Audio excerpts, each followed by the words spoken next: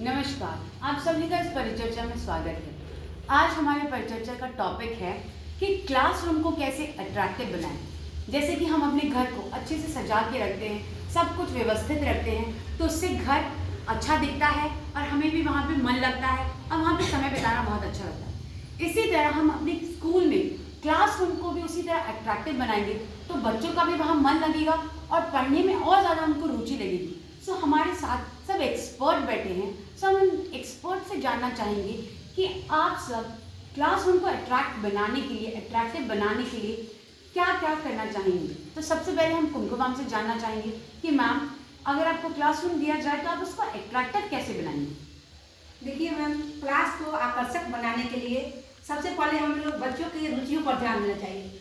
बच्चों को और पढ़ने का एक अच्छा माहौल बनाया जाए। जैसे जो कविता पढ़ा रहे हैं, कहानी पढ़ा रहे हैं, तो उसको एक्शन के साथ पढ़ाएं तो बच्चों को इसमें क्या रुचि जगेगी।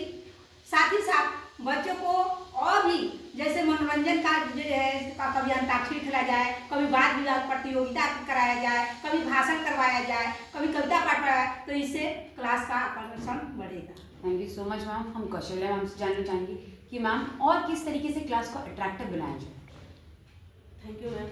क्लास में अगर बच्चा कभी कभी क्या होता है कि अगर मार्क्स कम आते हैं तो बच्चे निराश हो जाते हैं। कोई भी एक्टिविटी करते हैं, अगर परफॉर्मेंस अच्छा नहीं हुआ तो बच्चे निराश हो जाते हैं। तो उसमें एक टीचर का ड्यूटी ये होता है कि उसके हौसला को और बुलंद करें, नहीं आप इससे भी अच्छा कर सकते हैं। तो इससे क्या होगा कि टीचर ने कहा मैं और आगे अच्छा प्रैक्टिस करूँगी और अच्छा करेंगे, तो इस तरह से पॉजिटिव थिंकिंग लाएं, तो इस तरह से क्लास में माहौल और अच्छा बनेगा। Thank you so much ma'am. हम आगे वंदना मैम से पूछना चाहेंगे कि मैम, आप भी बताइए कि और किस तरीके से अट्रैक्टिव बनाए क्लासरूम को। बच्चों को पढ़ाने में मन लगना चाहिए। पढ़ने में मन लगने के लिए बहुत से कारण हैं इसमें।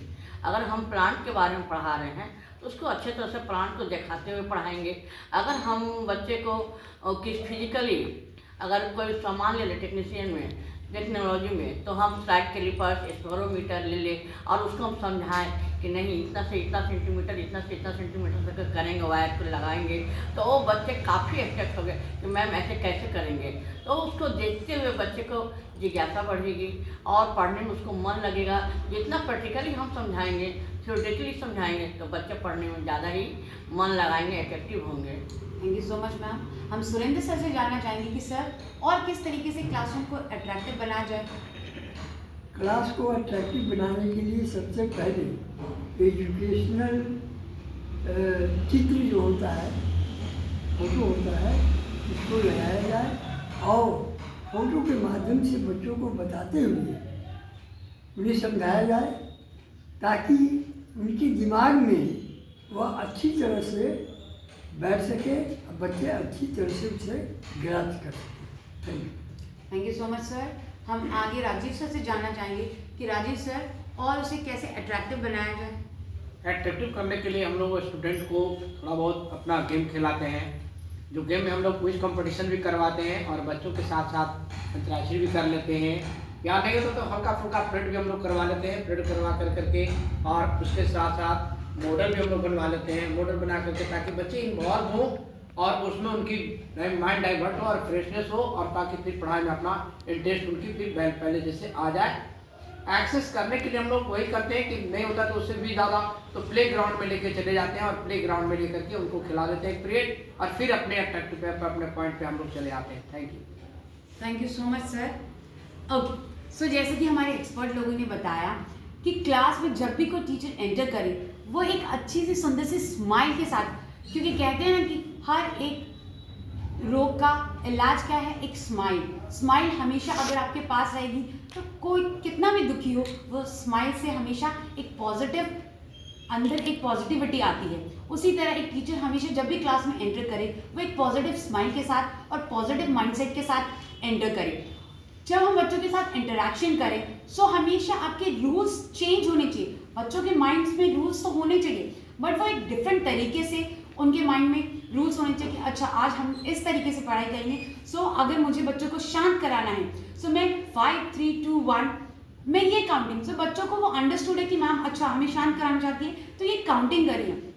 तो इस तरीके से हम डिफरेंट रूल अप्लाई करेंगे अगर हम बच्चों का क्लासरूम का सेटिंग चेंज करते रहेंगे, जैसे कि कभी रो वाइज बिठा दीजिए, कभी कॉलम वाइज बिठा दीजिए, कभी सेमी सर्कल में बिठा दीजिए, सो बच्चों को क्या है कि उनकी प्लेस भी चेंज होंगी, उनके पार्टनर्स भी चेंज होंगे, सो उनको एक अलग एनवायरनमेंट मिलेगा कि अच्छा हम पहले ऐसे बैठे थे तो ये हमारा क्लोज फ्रेंड था, सो आज हमने ऐसे ये सीखा, मैम आज हमें फेस टू फेस बात करनी है, क्योंकि हम पीछे बैठते थे मैम उतना फेस टू फेस नहीं बात करते। सो इस तरीके से अगर हम क्लास में डिफरेंट तरीके से एक्सपेरिमेंट करते रहेंगे तो बच्चे भी इंगेज रहेंगे और बच्चे भी इंटरेस्ट लेते रहेंगे। और हमेशा बच्चों के साथ एक पॉजिटिव माइंडसेट रखना चाहिए।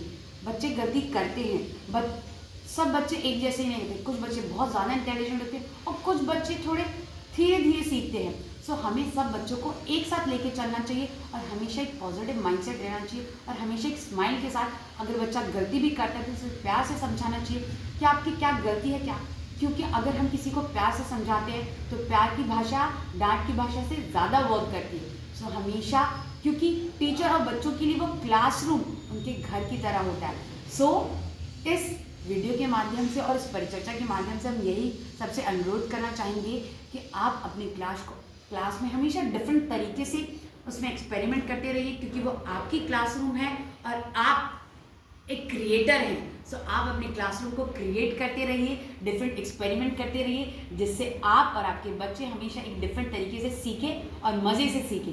बस आपसे यही अनुरोध है कि आप फ्यूचर में इन बच्चों को अच्छा नॉलेज दें और इसी तरीके से एक्सपेरिमेंट करते रहिए और बच्चे भी उस एक्सपेरिमेंट का लाभ उठाएंगे और आप उनका अच्छा भविष्य बनाते रहिए। धन्यवाद।